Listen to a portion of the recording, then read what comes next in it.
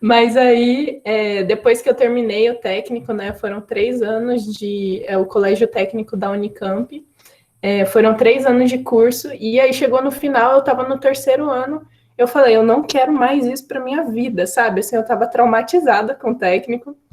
Aí eu prestei o vestibular da Unicamp para ciências sociais, porque eu era de humanas, né? E também no 3º ano eu só descobri que existia o curso de ciências sociais nesse ano.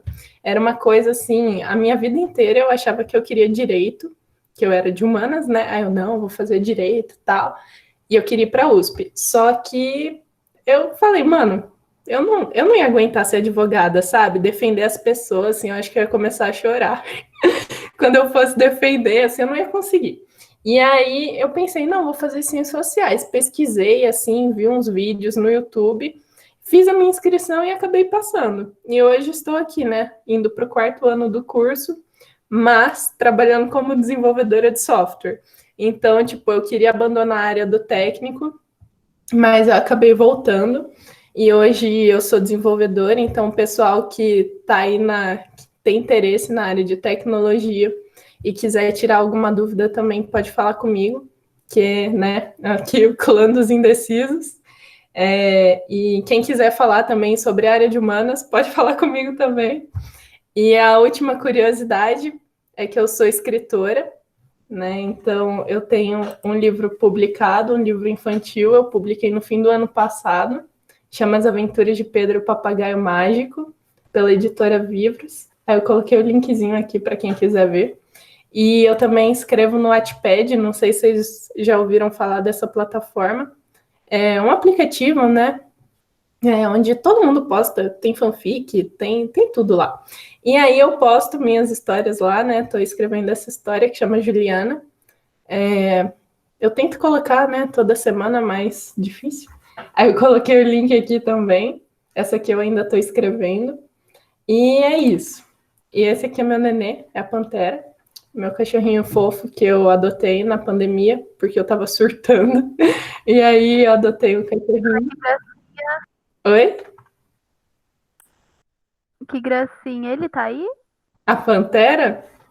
Não, ela não tá aqui. Ela tá. Eu tive que fechar ela lá fora, porque senão ela fica latindo aqui. Mas A minha também é pantera. é muito fofa, né? E aí, vamos lá, gente, vamos começar. Eu vou mostrar o plano de aulas. Assim, a gente tem 10 aulas durante o ano, né? É praticamente uma aula de filosofia e sociologia por mês, um domingo, né? Então, eu vou tentar fazer render o conteúdo, porque, assim, é muita coisa, é muito conceito, mas uma coisa que eu percebi quando eu estava montando as aulas é que não ia dar para me aprofundar muito nos temas. O que eu vou tentar fazer é trazer o tema, tipo, para vocês, sabe, quando você olha assim, você está fazendo a prova, e você vai falar, eu já ouvi falar disso, eu conheço, sabe? Tipo, o que eu vou trazer aqui é para vocês já ouvirem falar, para não ser uma coisa totalmente desconhecida, mas, tipo, se aprofundar no assunto, correr atrás de mais conteúdo, vocês vão ter que fazer, porque eu vou ter que dividir as aulas, né, em filosofia e sociologia. E aí, uma coisa que eu queria pedir para vocês é que se ficar muito conteúdo, se ficar confuso, tá dividindo assim meio a meio, vocês me avisam que aí eu mudo e eu faço uma aula de filosofia e uma aula de sociologia, beleza? Mas aí também eu sempre vou tentar, quando eu trazer um tema novo, tanto de qualquer uma das matérias, eu vou tentar passar exercícios depois, para vocês treinarem. E a gente sempre se mantém em contato. Então, lá no WhatsApp, se tiver dúvida, pode me mandar, que não tem problema. E aí, aqui, a nossa aula 1 vai ser Introdução às Ciências Sociais e Filosofia. Eu coloquei Ciências Sociais porque no vestibular, o que eles falam que é sociologia não é só sociologia, né? Então, eu vou explicar um pouquinho qual que é o âmbito das ciências sociais, né? Até porque é o curso que eu faço. Vou trazer a introdução à filosofia também, uma coisa bem superficial, tá, gente? Não me mata. Eu coloquei alguns autores também para vocês conhecerem, mas vai ser bem por cima. Aí, na segunda aula, eu já vou começar a trazer os temas específicos, né? Então, cultura, que é da área da sociologia, e filosofia antiga. Depois a gente tem a apresentação dos pais da sociologia e filosofia temática. Aí eu vou começar a tratar de iluminismo, que é um tema que é da história, mas aparece muito em ciências sociais e na filosofia, então eu vou dar uma retomada com vocês. Vou falar sobre empirismo e racionalismo, que são definições de conceito da área de filosofia, e depois, da aula 5 para frente, eu montei um esquema que eu não vou mais dividir entre filosofia e sociologia, porque tem alguns autores aqui que eles estão nas duas áreas. Então, eu vou puxar para a área da sociologia, mas se vocês tiverem qualquer dúvida, ou qualquer tema que eu achar que eu preciso adicionar aqui também, eu divido a aula e trago filosofia também, né, para ser uma coisa mais específica.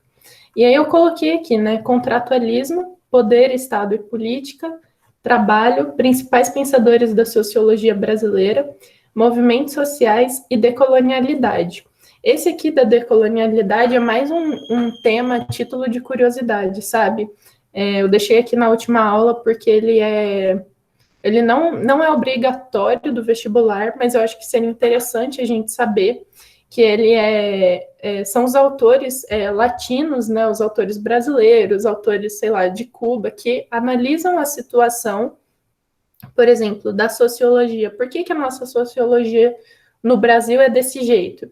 Então, eles falam, porque teve a escravidão, porque teve a colonização, e a gente estudou, teve influência da França, teve influência da Inglaterra, dos Estados Unidos. Então, é mais para, entender por que a gente é assim, né? Aí eu queria trazer essa aula, mas pode ser que não dê tempo, né? Que eu tenho que mudar algum tema aqui no meio, mas não tem problema, vocês não vão estar perdendo nada, seria uma coisa só para, como que eu posso dizer?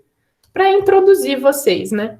Até porque não é todo mundo que vai seguir a área de humanas, né? Ciências sociais, nem filosofia, mas é uma coisa mais para vocês conhecerem. Então vamos lá, vamos começar falando sobre sociologia. Para que serve a sociologia, né? Muita gente pensa, essa disciplina não é, só vai ter, sei lá, 3 questões, tem prova que nem tem direito de sociologia, a galera põe mais filosofia no vestibular e vai, sabe? E aí, para que serve isso? Por que é importante, a sociologia, ela não é uma disciplina só, sei lá, da escola, sabe? É uma disciplina só para você estudar e passar no vestibular, porque tem questões lá. Então, eu vou tentar trazer aqui alguma coisa para mostrar por que a sociologia ela é importante também para a sociedade, sabe? Para, se você tiver um conhecimento de filosofia e de sociologia, você se dá bem em outras áreas que não necessariamente tem a ver com esse curso, sabe? Então, a sociologia ela é um saber reflexivo, ela é uma ciência das relações sociais, então ela vai tratar das relações sociais do indivíduo. Eu vi que bastante gente, né, tem interesse na área de psicologia. Uma dica que eu dou é que, se vocês prestarem atenção, né, nos autores que tem tanto na sociologia quanto na filosofia, isso ajuda bastante a ter uma visão, né, do que a área de psicologia pensa também. Os enfoques são diferentes, né, porque a sociologia, ela vê a sociedade, assim, de fora, enquanto a psicologia, ela olha para o indivíduo, mas é muito interessante ter conhecer, né, essas áreas, porque aí dá uma luz também ver se vocês querem isso ou não. Então, ela difere das outras ciências humanas, porque ela tem um recorte específico de análise dos grupos sociais e suas interações. Então, pensa que a sociologia, ela sempre está olhando de fora, assim, pensa que você está, sei lá, você está passando num bairro de carro e você está olhando para esse bairro. É assim que a sociologia olha, né? Esse foi um exemplo que os professores na faculdade deram e eu achei que é muito, muito interessante, né? Porque, você está olhando de fora os grupos, olhando o geral, assim, o macro. Então, porque a sociologia, ela é uma ciência, né? Todo conhecimento científico, ele vem de um saber empírico. Então, ele é baseado em experimentação, em fatos e em provas. Então, todas as ciências, elas são baseadas nesses 3 pilares, praticamente, né? Para ser uma ciência, tem que estar envolvido nisso. E aí, a sociologia, ela se baseia nesses pilares de experimentação, fatos e provas, né? Não é só ler texto, você também tem uma pesquisa, você tem todo um lado de discussão, né, contra-argumentação. Então, ele é um saber metódico, então ele possui uma metodologia, e aí é nesse ponto que a sociologia ela se difere do senso comum, porque a gente tem um método, né, um método de pesquisa, um método de análise, não é uma coisa assim, tipo, eu acho que é isso. Ela tem um método que segue, e esse método ele é construído a partir dos experimentos, dos fatos e das provas. Então, para ter um método, precisa ter sido comprovada alguma coisa que justifique aquilo, né?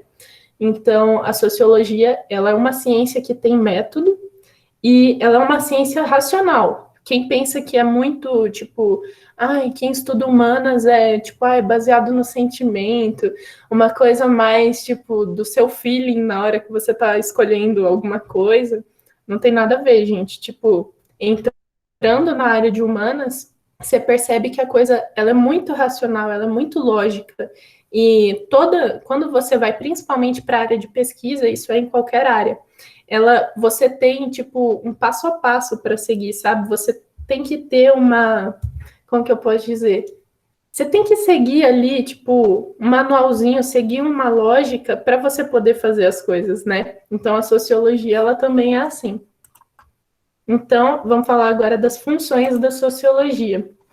Ela tem a função pragmática e a função crítica, né? São dois pilares que ela está ancorada. Então, a função pragmática, ela enquanto ciência, produzir uma interpretação complexa da sociedade, né? Segue normas e procedimentos metódicos, constitui-se como um saber prático e não se pauta sobre elementos completamente subjetivos. Aquilo que eu falei de tipo, o meu sentimento disso é que, sei lá, a pessoa, ela não sei, vamos falar de racismo. Eu acho que essa pessoa é racista. Não é assim que você analisa, né? Então, ela faz uso de métodos e fatos para justificar suas descobertas e suas análises, né? Tudo está pautado em cima de um método. E aí, a função pragmática, ela pressupõe uma certa neutralidade científica. Então, por exemplo, quando você está lendo um texto, eu vou tentar passar alguns textos ou alguns trechos de texto para vocês, né, para ter essa familiaridade, né? E aí, quando você está lendo, você vê que tem uma certa neutralidade. Tem alguns autores que tendem para um lado ou para outro, mas a maior parte mantém uma neutralidade científica, né? Quando você está fazendo ciência, por mais que você tenha uma concepção, por exemplo, você tem uma religião, por exemplo, eu sou católica, eu acredito em Deus, só que eu vou fazer uma pesquisa, eu não vou justificar a minha pesquisa em cima da minha religião, porque quando eu pesquiso, eu sou socióloga, eu não sou católica. Então, eu estou olhando em cima da metodologia e dos pilares que a sociologia segue. Então, é uma certa neutralidade científica. Você não vai tender para lados, você não vai puxar ali questões que fogem daquilo. Aí, a função crítica é uma coisa que, para mim, assim, é o lado que mais mexe comigo na área de ciências sociais, principalmente, porque não é só você seguir o método. Quando você está produzindo, toda pesquisa que você vai fazer, todo trabalho, né, você faz aquilo porque você tem uma concepção, você tem uma pergunta na sua cabeça. E aí, a maior parte das vezes, tipo, eu gosto de pesquisar sobre gênero e trabalho, né, a questão das mulheres na área de tecnologia. Então, eu tinha uma crítica em cima disso, né? E quando eu fui para a área de sociologia pesquisar, foi usando os métodos para fazer a minha crítica em cima daquela análise que eu queria fazer, né? Em cima daquele recorte social. Então, a função crítica, ela tem uma função política e pedagógica, né? Que você questiona aquilo que você está vendo do mundo, e a sociologia surge para desneutralizar conceito, né, desnaturalizar alguns conceitos. Então, nem tudo que existe na sociedade é aquilo mesmo, né? Nem tudo é uma verdade dada e sempre foi assim. Os conceitos, eles estão constantemente mudando. E quando a gente vai estudar ciências humanas, eu acho que, assim, por eu ter vivenciado, né, ter feito curso com pessoal que era de exatas, né, que é informática, muita galera de exatas, depois ter ido para a área de sociais, uma coisa que eu percebi é que você entende, né, a área de humanas quando você programa o seu cérebro e você fala, eu tenho que estar com a mente aberta para entender que tem alguns conceitos que eles não são totalmente verdade, que tem algumas coisas que eu preciso ir mais a fundo. Então, tipo, para as aulas de humanas, pelo menos, eu falo para vocês, vai ter um tempo corrido, vai ter um conteúdo muito conteúdo em pouco tempo, mas eu só queria que vocês mantivessem a mente aberta, assim, para os temas, né, que a gente vai tratar. Que nem tudo que vocês conhecem, tipo, da vivência de vocês, do que vocês vivenciaram até hoje, assim, nem tudo é uma verdade. E o que eu vou tentar trazer é que as ciências sociais explicam algumas coisas, né? E, tipo, eu entrei na faculdade, muita coisa que eu pensava, eu passei a pensar diferente depois que eu fiz várias análises, sabe? Então, essa função crítica da sociologia, ela colabora muito, né? Porque ela questiona alguns conceitos. Então, vamos para a parte da introdução das ciências sociais, né? Falei da sociologia ali de um modo mais geral, né? Para justificar por que é uma ciência, por que tem método, por que segue conceitos. Agora vamos falar o que é as ciências sociais. Então, a gente tem as ciências sociais, ela é dividida em basicamente 3 pilares, que é a antropologia, a sociologia e a ciência política. Quando as pessoas falam de ciências sociais, acha que é só sociologia, né? Tem gente que nem sabe o que acha que é ser assistente social, né? Que é serviço social e não tem nada a ver. As ciências sociais, ela é um curso que tem, né, essas 3 áreas, que é antropologia, sociologia e ciência política. Eu vou explicar para vocês brevemente, assim, o que é cada área. Então, a antropologia, ela estuda o ser humano e a sua origem de maneira abrangente. Ela foca na cultura, na linguagem, na religião e nas construções do ser humano. E aí busca determinar, com base em grupos sociais específicos, como se formaram os seres humanos a ponto de se tornarem o que são as suas comunidades. Então, aquele exemplo que eu dei, né, que o sociólogo ele está passando de carro por um bairro, pensa que o antropólogo, ele tipo, ao invés dele estar passando de carro, ele está tomando um café dentro de uma casa com as pessoas, sabe? Tipo, ele está ali visitando uma família, tomando um cafezinho com as pessoas. Essa é a visão do antropólogo, tipo, você está lá vivenciando com elas, enquanto o sociólogo está passando de carro. Então, né, eu falo do cientista político depois. Então, aqui eu coloquei algumas imagens, né, passar rapidinho por elas, só para vocês terem uma noção, assim, do que é antropologia, né. Então, tem o lado de você ir lá numa tribo, né, vivenciar a cultura, estudar a cultura deles. Aí eu coloquei o Malinowski e os Trobriandeses, que foi um autor que eu li na faculdade, achei legal trazer essa imagem para vocês. Aí, a antropologia, ela também estuda a religião. Então, tudo que é relacionado à religião, né? Essa imagem aqui, eu imagino que vocês já tenham visto. Ela é uma imagem bem famosa, sempre cai em prova, né? É o santuário de Meca, de Caba, em Meca, na Arábia Saudita, e ele é o símbolo do islamismo. Então, coloquei isso aqui para vocês verem que a antropologia, ela não está só restrita à cultura, né? Ela tem a religião, ela tem a família, ela olha, por exemplo, para símbolos. Então, ela é uma coisa bem ampla, mas olhando para grupos específicos, né? E eu coloquei aqui o povo Yanomami, uma foto recente, né, tirada agora na pandemia, que, se a gente olhar assim, é tipo um grupo, né, de indígenas usando máscara.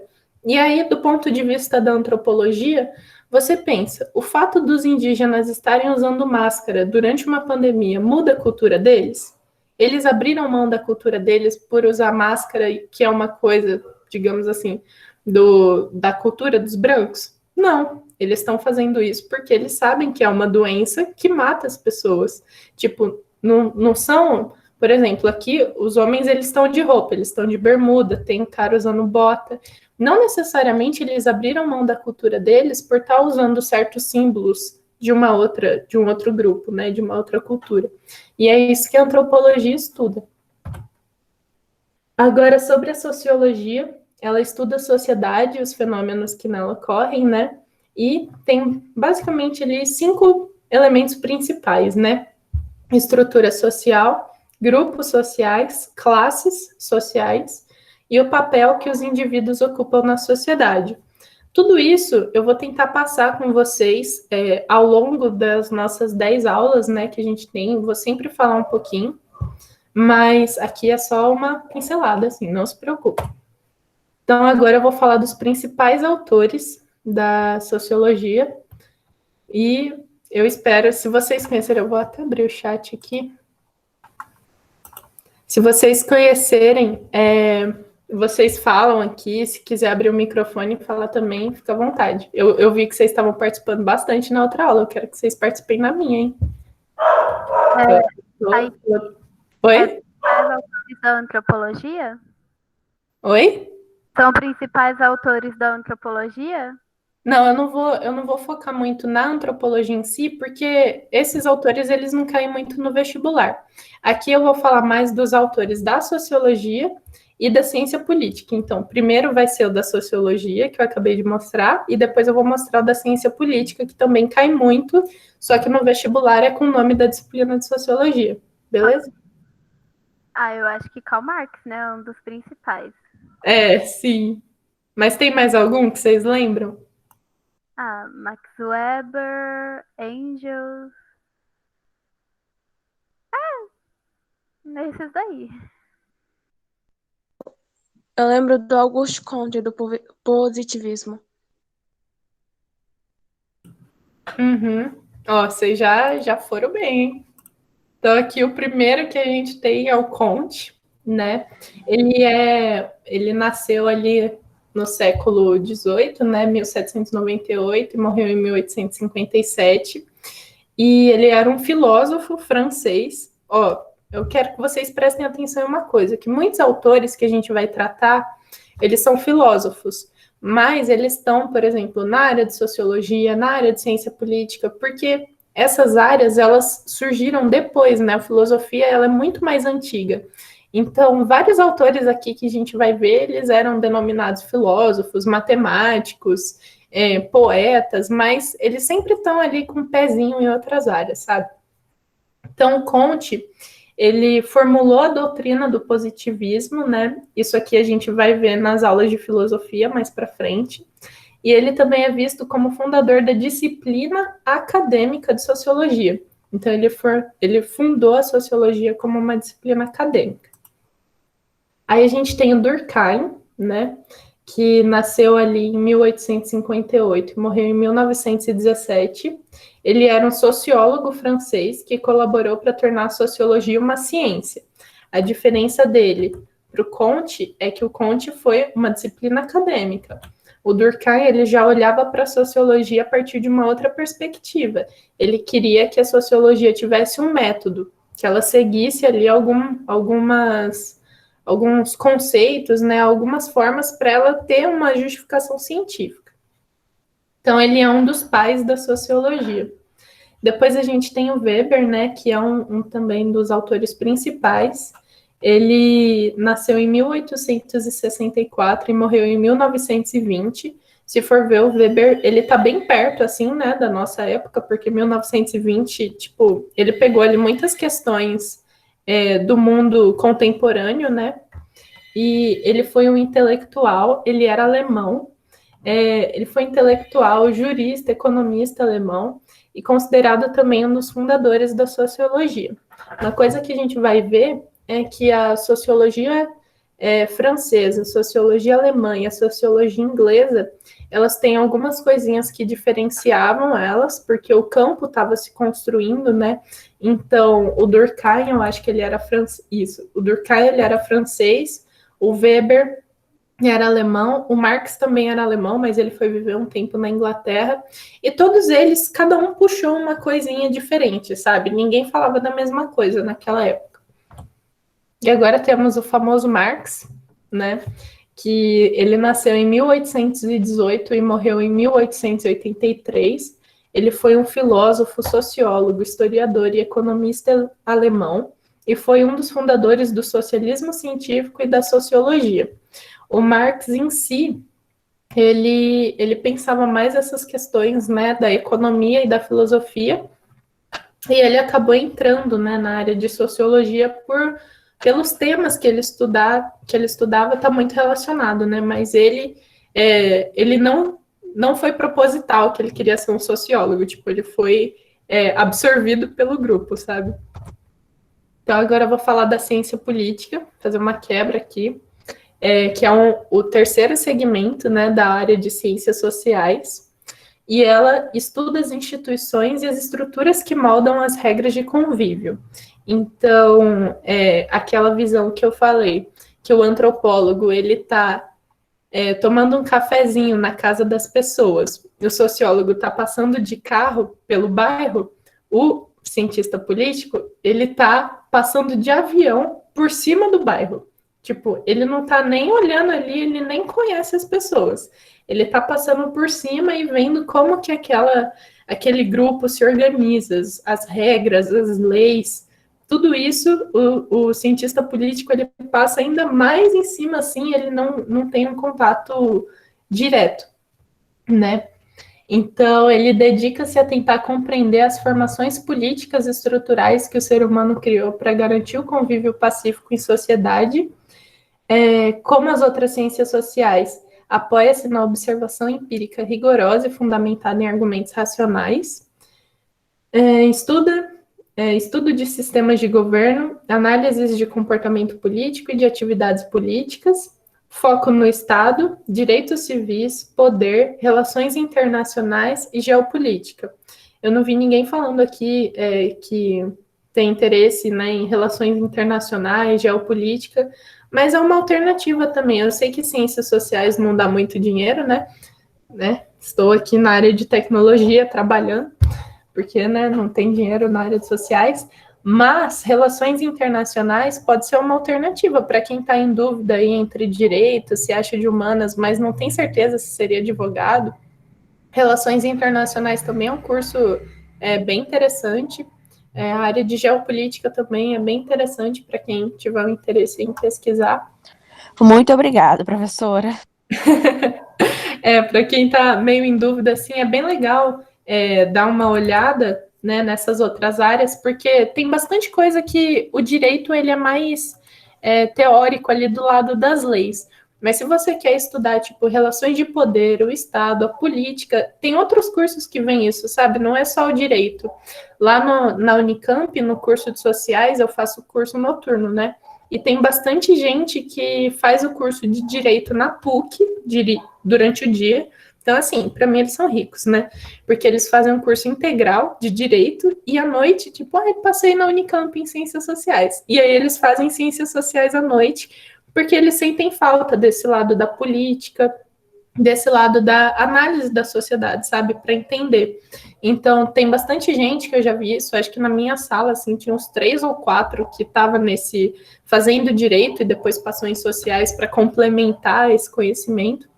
Então, é interessante, sabe? Vocês olharem para outras áreas, assim.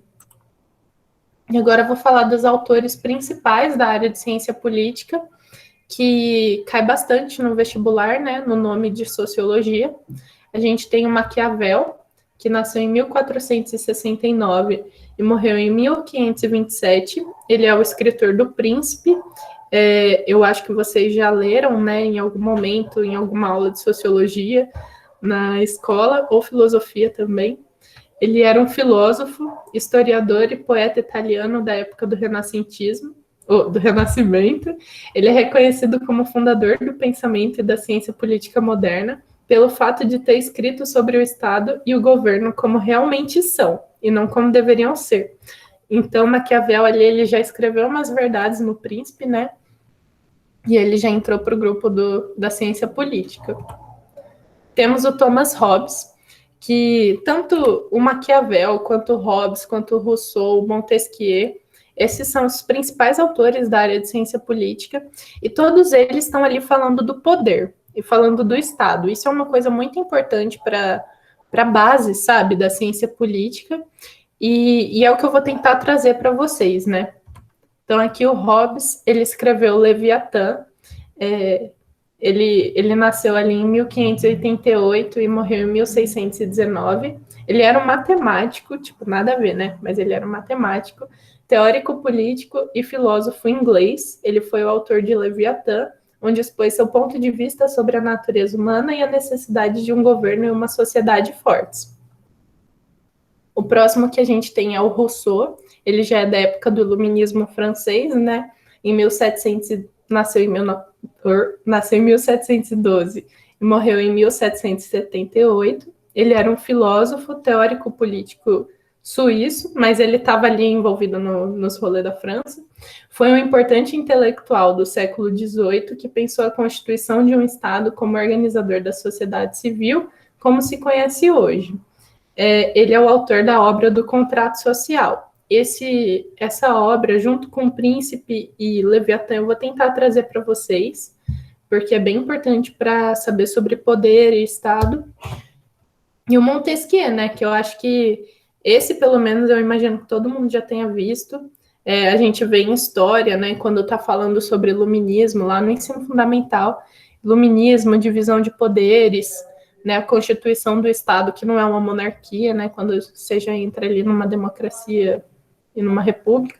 E aí, o Montesquieu, ele nasceu em 1689 e morreu em 1755, foi um político, filósofo e escritor francês, tornou-se famoso pela sua teoria da divisão dos poderes. Então, foi ele que falou lá, vamos dividir em legislativo, executivo e judiciário. E ele que deu essa ideia, assim, para a galera se organizar.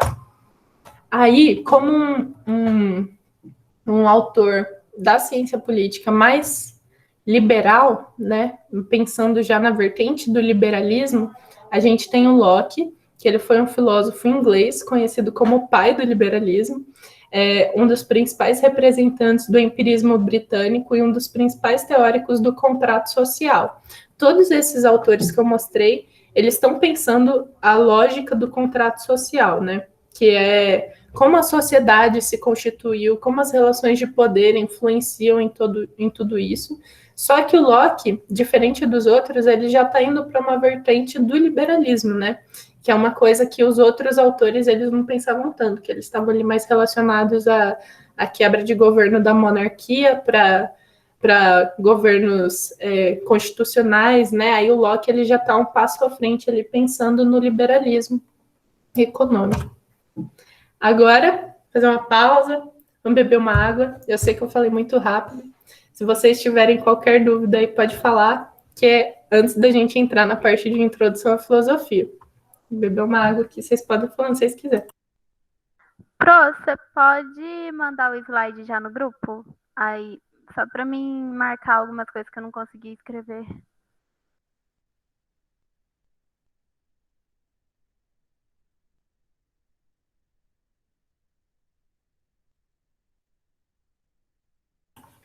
Eu posso mandar os slides terminando aqui, aí eu baixo o PDF dele e envio lá no WhatsApp, pode ser? Pode ser, então. Que eu não baixei o PDF, eu ia fazer, acabei esquecendo. Então, tá todo mundo vivo, todo mundo acordado para começar a parte de... Com fome, querendo o almoço logo. Com fome eu também, mano. Nossa, tô acostumada a almoçar cedo. Então, ó, vamos dar uma respirada. Vamos limpar a mente ali daquele monte de autor que a gente viu, que agora eu vou mostrar novos. Vamos lá. Então, aqui, introdução à filosofia. O que é a filosofia? Quando a gente para pensar, tipo, o que é filosofia? Ninguém sabe ao certo o que significa isso. Todo mundo começou ali tentando definir, mas na verdade é que a filosofia ela é problematizadora. Então, ela é uma forma de pensamento organizado, conceitual e que mobiliza o próprio pensamento para a identificação de problemas. Então, a filosofia, ela não pensava no começo, né? Quando ela surgiu, ela nem tinha esse nome e tal, Mas quando ela surgiu, ela foi uma das formas de organizar o pensamento para pensar a vida, para pensar o ser humano ali. Antigamente, lá, sei lá, século 5, 6 antes de Cristo, não existia muito, né, uma disciplina, uma forma que pensasse as coisas de forma organizada e que fugisse ali da mitologia, né, da religião. Então, a filosofia foi uma das primeiras disciplinas que trouxe, né, essa forma de pensamento e que tentava justificar o mundo, né, de uma forma mais detalhada. Então, a filosofia, ela evita fornecer respostas prontas para as questões.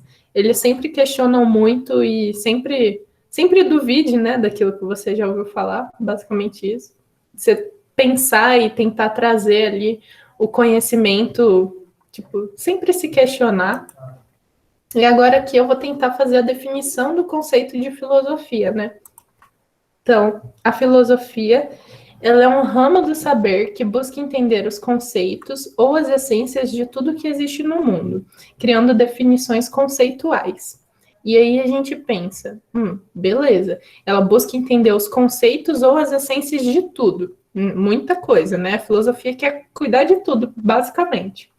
E aí ela cria definições conceituais. Mas o que é um conceito? Os conceitos que nascem daquelas definições, eles são, por sua vez, significados complexos que movimentam as problemáticas. Então, a filosofia está pensando tudo ali e ela cria significados complexos daquelas perguntas. Mas aí, o que são essas problemáticas que a filosofia fica criando, né? Os problemas é o que a filosofia está se debruçando.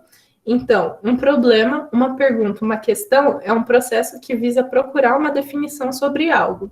Então, você perguntar o que é, como é, por que é formular um problema. E responder essa pergunta é criar um conceito. Então, a filosofia, ela sempre está girando em torno disso, né? Ela faz a pergunta, quando ela consegue responder a pergunta minimamente, ela cria um conceito e ela fica ali eternamente nesse ciclo. Agora aqui, eu peço que vocês tenham paciência comigo, porque só para falar para vocês, né? Eu fiz 55 slides. E a gente já deve estar aqui no, sei lá, 45. E eu trouxe as eras da filosofia e seus autores. Deixa eu ver, umas 4 eras. Eu não vou me aprofundar.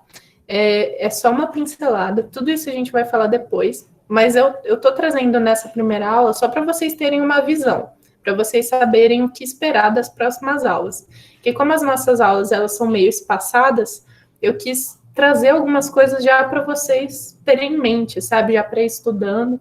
Então, vamos começar a falar das eras da filosofia. Começa lá na era pré-socrática, é um período antes de Cristo, né?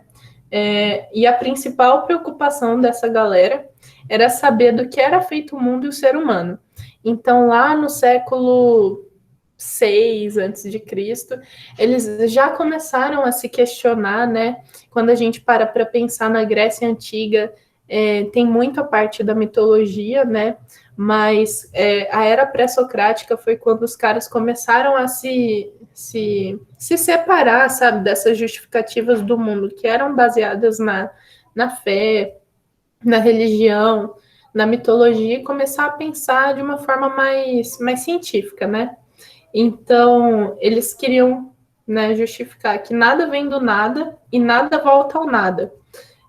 O mundo está em uma eterna reciclagem, tudo se transforma sem jamais desaparecer.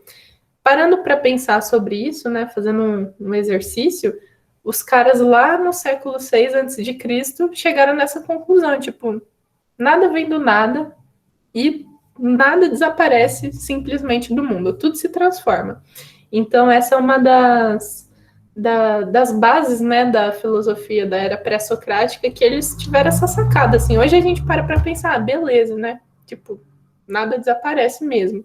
Mas se a gente for parar para pensar, é bem interessante, porque eles foram até a raiz, né, do problema e reconheceram que tudo está em uma constante transformação no mundo. Então, houve um rompimento com o pensamento mitológico que buscava explicar o mundo. E os pensadores da época passaram a buscar uma resposta racional para a origem do mundo, né? Eles passaram a olhar de forma racional para as coisas. Então, o primeiro autor mais conhecido dessa era, que praticamente deu o pontapé inicial, foi o Tales de Mileto. Lá, então, ó, ele nasceu em 624 a.C. e morreu em 545 a.C., ó, faz tempo. E ele nasceu na colônia de Mileto, que é a atual Turquia. Uma coisa interessante que eu vi quando eu estava montando as aulas é que o Tales de Mileto, ele não era da Grécia, ele era da Turquia, e o território da Grécia, ali naquela época, né, a Grécia, ela era uma, digamos assim, uma potência, né, os caras, eles eram muito, muito foda, e eles tinham ali toda, até a região da Turquia, a Grécia é uma coisinha pequenininha, mas eles iam ali até a região da Turquia, mais ou menos, e até a região da Itália. Esse era o espaço de domínio da Grécia. E o Tales de Mileto, ele nasceu na Turquia, e foi um dos principais pensadores assim da filosofia pré-socrática. Foi o primeiro a usar o raciocínio puro para explicar as questões do homem, da natureza. Ele ficou muito conhecido pelo teorema que ele criou, então, além de filósofo, que não existia essa palavra, né? Ele também fazia umas coisas ali relacionadas à matemática, ele tinha terras, plantava lá azeitona, umas coisas assim, e ele foi o cara que fez esse teorema de Tales, que vocês vão ver nas aulas de matemática, né? Se perguntar aqui se eu sei usar esse teorema, eu não lembro mais, mas na hora que eu estava montando a aula, eu falei, caramba, esse é o teorema de Tales. Então, o Tales de Mileto, além de filósofo pré-socrático, ele fez um teorema matemático, e, tipo, os caras eram... Ai, vou fazer um teorema aqui, né? Não tem nada para fazer. E ele acreditava na existência de uma matéria-prima básica responsável pela origem do universo, a água. Nessa época, né, da filosofia pré-socrática, eles pensavam que existiam elementos, né, que existiam coisas que justificavam a origem do universo e a origem da vida. E aí, no caso do Tales de Mileto, ele pensava que a água era o elemento, a matéria-prima principal, assim, da origem da vida. Tipo, errado não estava, né? Mas existem outras coisas que envolvem isso. Mas o cara já teve uma puta sacada, né? Aí a gente tem também o Pitágoras, outro matemático que também era filósofo. Ele nasceu em Samos, na Grécia. Foi um filósofo e matemático e também era considerado um líder espiritual. A sua principal teoria era baseada em números e defendia que era um motivo e o princípio de tudo. Então, Pitágoras é o doido dos números ali, tudo para o Pitágoras era número, vida é número, natureza é número, universo, número, tudo é número. E o cara fez um teorema, o teorema de Pitágoras. E quando eu estava lendo, eu usei uma matéria da Super Interessante, até indico para vocês lerem, porque eu achei muito interessante mesmo. E o Pitágoras, quando ele teve essa sacada do teorema de Pitágoras, ele disse, né, dizem os registros, que ele, tipo, ele não sabe bem como que ele chegou. Foi uma iluminação divina, assim, que ele chegou nesse teorema aí. E, tipo, mano, acertei, sabe? Então, e um off-topic, que dizem que o Pitágoras, ele era muito bonito. Aí eu coloquei a foto da escultura, né, pra gente dar uma analisada, assim, que, não sei, pra mim eles são todos iguais, né, todos de, sei lá o que é isso, um mármore. Mas, né, dizem na história que ele era muito bonito, ele era líder de uma seita que tinha lá os pitagóricos, né, 300 seguidores, viviam isolados lá, o cara parece que tinha toque também, então... Eles são muito bonitos, todos, brancos e de barba. E, né, tipo, o estilo boy padrão da época, cabelão, barba, esse nariz, assim, meio triangular, estouro. Mas vamos continuar, né? Agora vamos entrar na Era Clássica, que é um período ali, né, depois do Tales, depois do Pitágoras, que foram os fundadores. Ela está situada ali entre os séculos 6 e 5 a.C., Detalhe, 6 e 5 porque é antes de Cristo, então tem uma contagem regressiva, né? E a Grécia se tornou uma democracia direta. Então, lá por volta do século V a.C., a Grécia já era uma democracia. Então, todas essas questões, né, dos direitos do homem, os gregos já estavam pensando no século V a.C.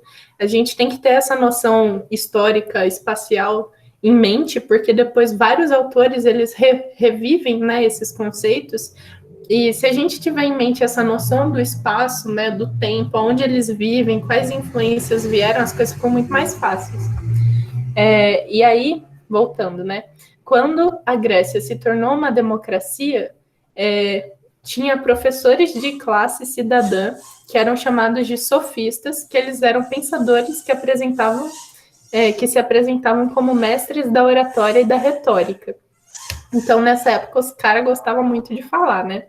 Então, Sócrates, ele foi um pensador da era clássica e ele construiu boa parte de seu pensamento em oposição aos sofistas, aos quais acusava de não ter respeito pela verdade. Então, os sofistas, eles ensinavam ali como ser um cidadão, né, como ter uma boa retórica, uma boa oratória, e o Sócrates achava que os caras eram uns mentirosos, né, que ficavam enganando os outros. Então, como principais autores da era clássica, a gente tem o Sócrates, o Platão e o Aristóteles, que eles estavam envolvidos nas grandes questões que estão ali, né? O sentido da vida, a justiça social, a administração das cidades, busca da felicidade e como ser um bom cidadão.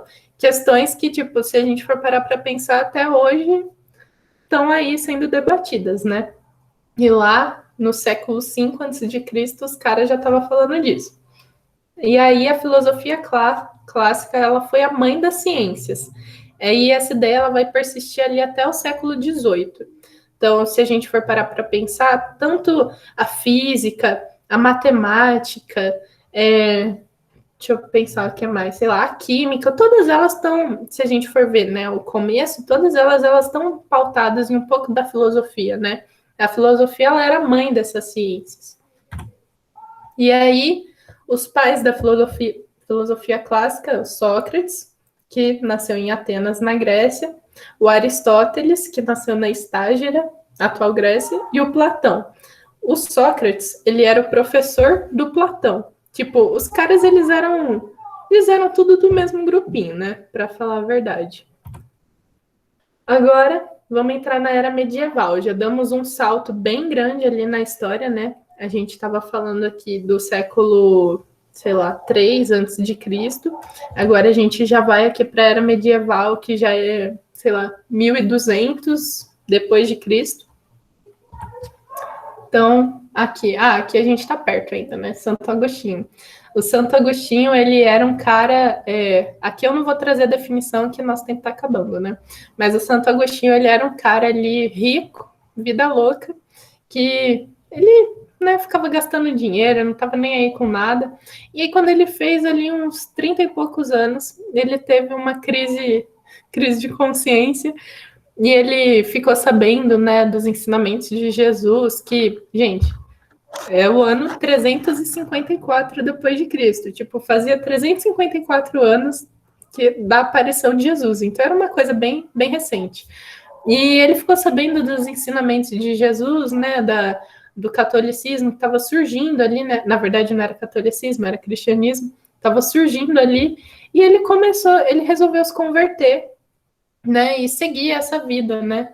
E uma frase famosa dele é: amo o pecador, mas odeio o pecado. Outro cara que a gente tem, aqui já está no século XI, né? É o São Tomás de Aquino, que ele já era da Igreja Católica, né? Já era um religioso. E ele escrevia muitas questões sobre filosofia já, né? E teve um momento que ele estava orando lá, rezando no... Como que chama? O lugar que ficam os padres?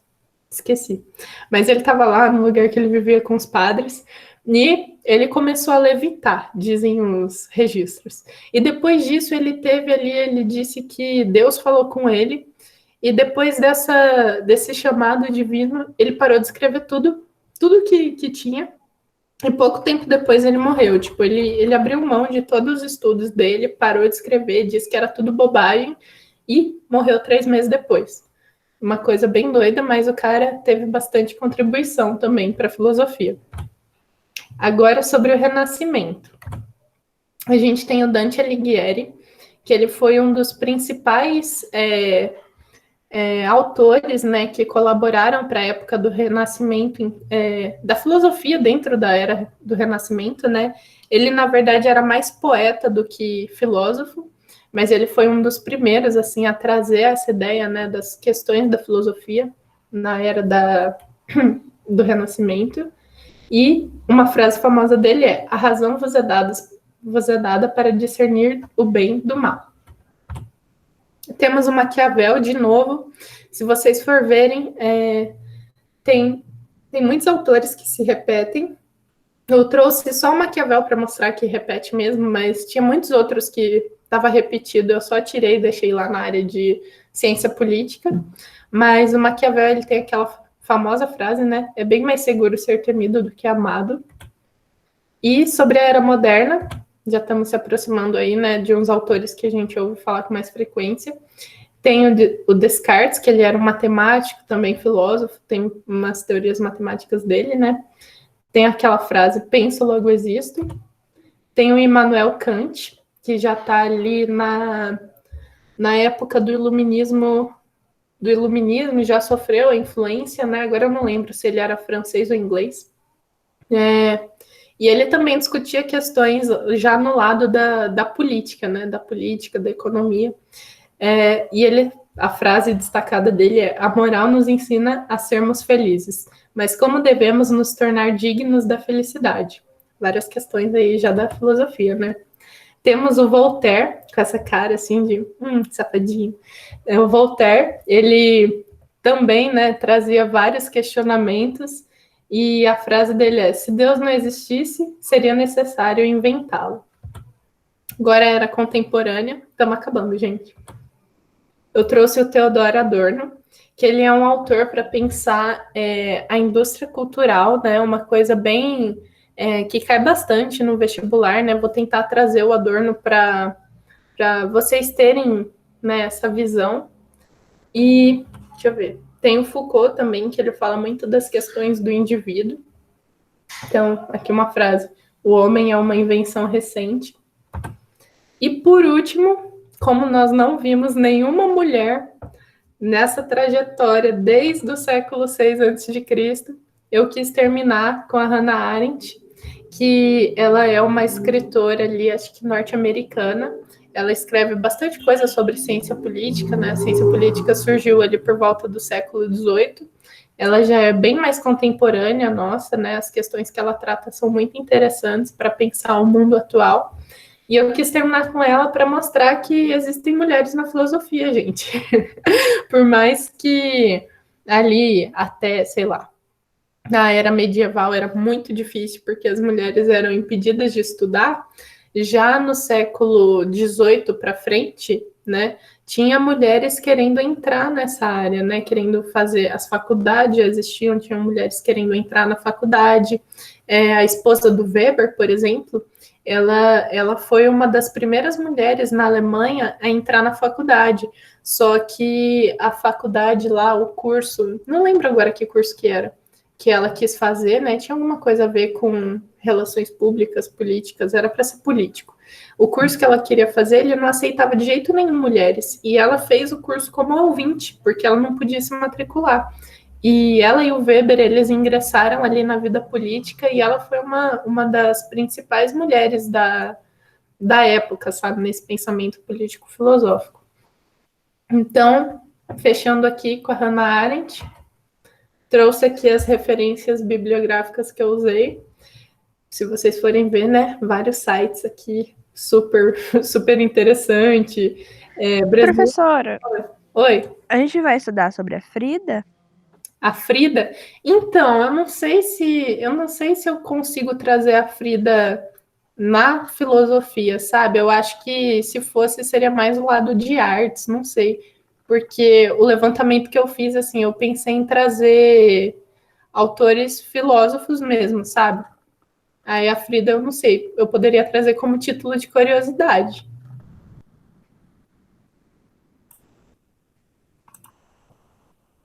Ah, professora, só pra você. Dispensa esse som no fundo, que aqui em casa ninguém me dá privacidade pra estudar.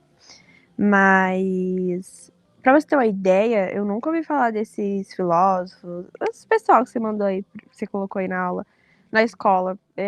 Eu sempre pesquiso no YouTube mesmo, que eu gosto de assistir aula de filosofia, sociologia.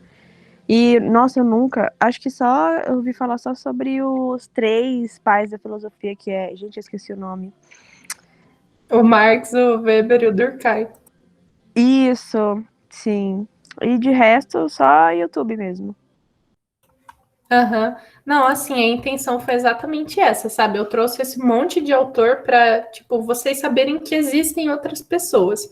Eu sei que a escola pública, assim, é difícil até ter professor de sociologia, né? Professor de filosofia. Eu mesma, eu nunca tive aula de filosofia, para falar a verdade, né? Na escola, mesmo sendo um colégio técnico da Unicamp, os professores dividiram e a matéria era sociofilos.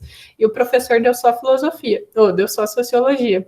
Então, todo esse lado da filosofia que eu montei aqui na aula foi o que eu pesquisei também, tipo, por conta. Então, não tenham medo, gente. Tipo, vocês conseguem passar no vestibular sem saber sobre tudo.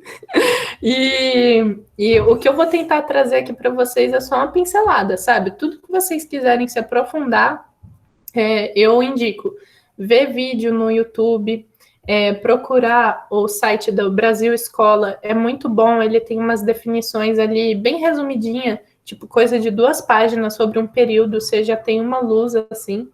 E aqui ó, eu pesquisei o que é filosofia lá no Brasil Escola, uma explicação super da hora. E eu acho que é isso, gente. Vocês têm alguma dúvida? Vocês querem que eu volte em algum slide? Eu acho que. Não sei, que hora que acaba a aula? Eu não lembro agora. 12h20.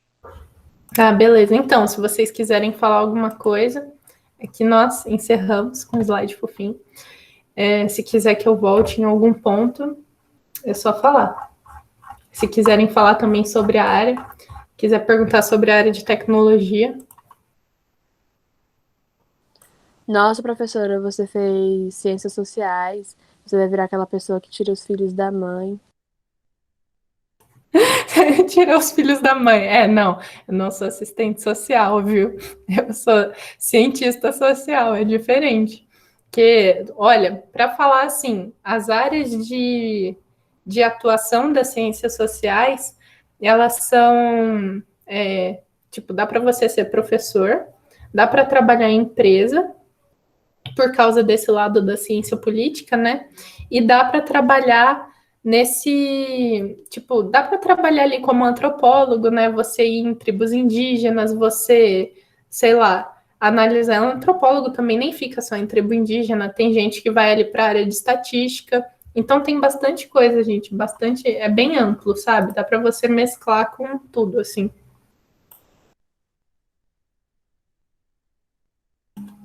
Eu vi aqui nos comentários vocês falando do tempero drag. Eu acho bem legal também. Assim, tem muitos temas lá, né? Bastante assunto. Como que eu posso dizer?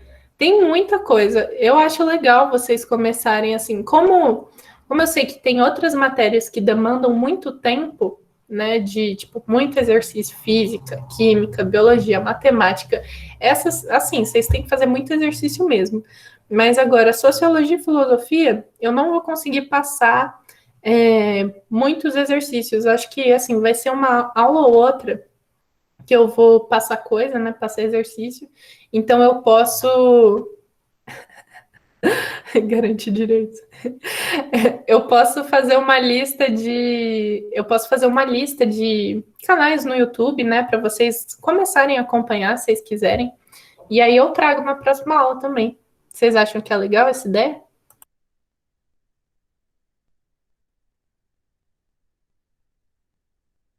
Sim, excelente. Alguém tinha levantado a mão aí para falar? Não, foi sem querer.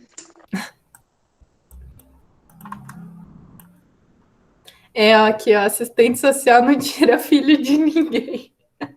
É verdade? Não mesmo. Esse negócio aí de tirar os filhos, isso é porque o pai tá cuidando, né? Então a criança foi recolhida momentaneamente. Mas então, gente, acho que é isso. Eu encerrei aqui. Eu vou baixar o PDF, vou mandar lá no WhatsApp, vou colocar no Drive. E qualquer coisa, qualquer dúvida que vocês tiverem, quiser falar assim, tipo, dar umas devagada, quem tiver em dúvida na área de exatas, quiser conhecer a área de tecnologia, eu posso falar também, né? Que eu sou desenvolvedora, às vezes eu nem acredito que eu sou desenvolvedora de software.